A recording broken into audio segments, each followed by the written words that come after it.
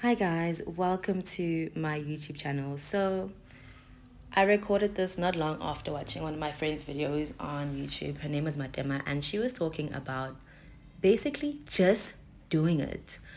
I am my biggest obstacle, guys. I am my biggest obstacle. But first, let's address this messy kitchen. I've had a long day and I went shopping for some essentials and I just dumped them on the counter. And that was that. But in this video, I am basically preparing dinner, right? I'm starving at this point. I haven't had tea, so I'm having tea. Now, this tea is the wrong tea, so I had to strain it and whatever. So don't judge me. It happens. But anyway, I want to talk about getting over yourself. Because in all honesty, you are your biggest problem. No one else is. Like anybody and everybody can tell you whatever they want and say, you can't do this, you can't do that. But at the end of the day, they are not you. They are not walking in your shoes. They're not living your life. They never have your experiences. So, how on earth do we give people outside of that experience and existence to dictate to us how we move? And I think that's the one thing we live to overcome on a daily basis. Half the time, when we don't do things we need to do, or when we don't operate from the best place of ourselves, is because we have been taught to not be our highest self, because your highest self offends people. It offends people in that it scares them to think that, oh my God, this person is actually great. This person is capable of amazing things. Simply because we are honestly dealing with a generation of people who are unsatisfied with their lives. And because they are unsatisfied with their lives, they pass that on to the next person. We don't have a society or a generation of people who are self-aware and self-assured and confident in who they are and love themselves endlessly. We live in a vicious society where pulling someone down is the quickest way to trend on social media. Being a keyboard warrior is what, excites you simply because you're so empty. You become so addicted to being mean to people that you are literally a grater, as one of my friends said. A grater, like, that thing that you grate tomatoes and carrots with? You're that. You're abrasive. So I have had to understand that I am in a space where I have experienced those people in life. Some of them have been close to me, some of them have been by the way. And the biggest lesson I have had to learn is that no one else can tell me who I am except for me. No one else can change my trajectory. No one else can do it for me. No one else is able to ever be me or walk in my shoes. I have moments where I know this wholeheartedly and moments where I completely forget it. I think having the experiences that I have had in life have made me more susceptible to forgetting my own awesomeness. And that's why you have to constantly work on yourself, work on who you are, work on your goals, work on your health, build yourself up. Be who you know you can be. And taking it one day at a time is what I found to work. So this past week, I decided that I was going to go to the gym 5 times, right? And I initially didn't look at it like that. I looked at it as I would wake up today, so today's Monday, and I'd say, I just have to do it today. The next day, I just have to do it today. The next day, it's a break.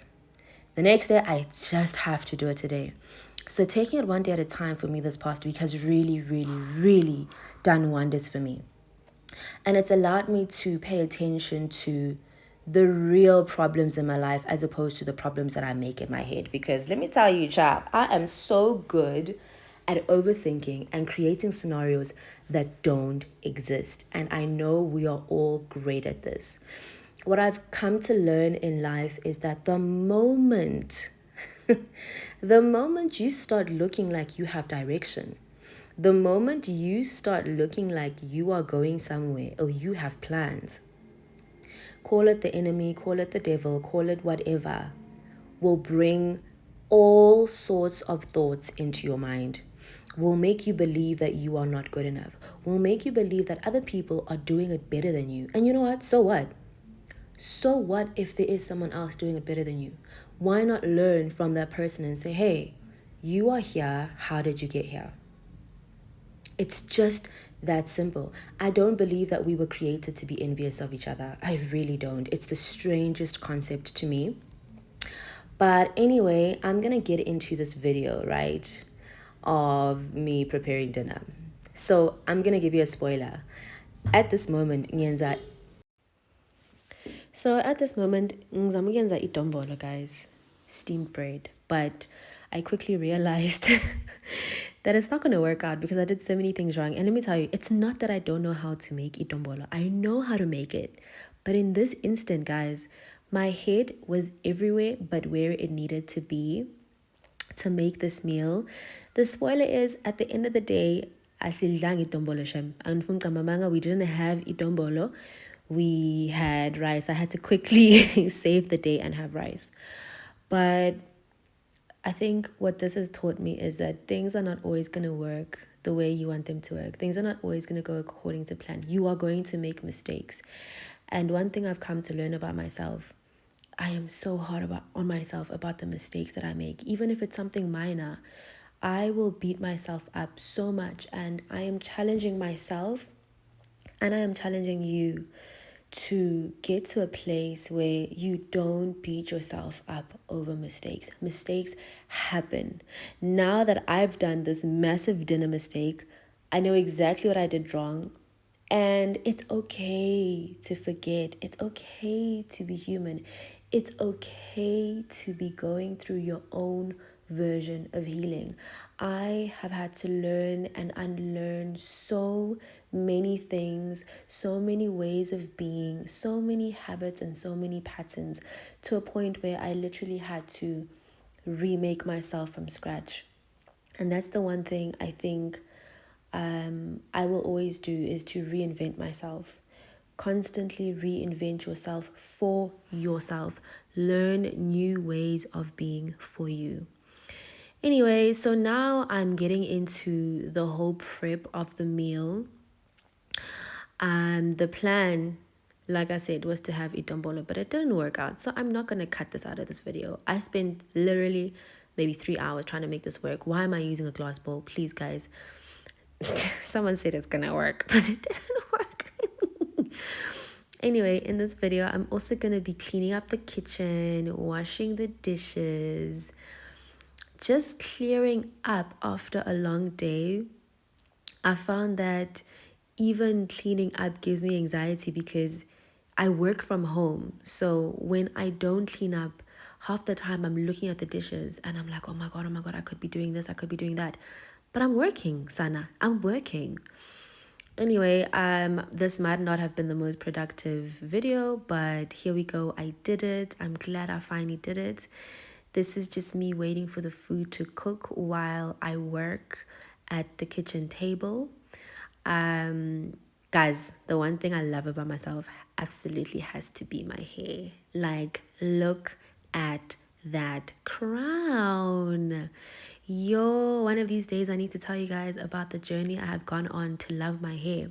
I'm not saying there's anything wrong with wigs, but y'all know I was that girl. I'm so glad I am no longer that girl because I've reached a new version of self-love.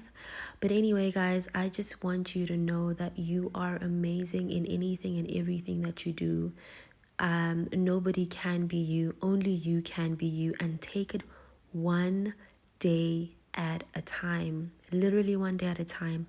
Wake up today and do one thing that is going to make you feel better. Even if it's going for a walk, even if it's meditating for 1 minute.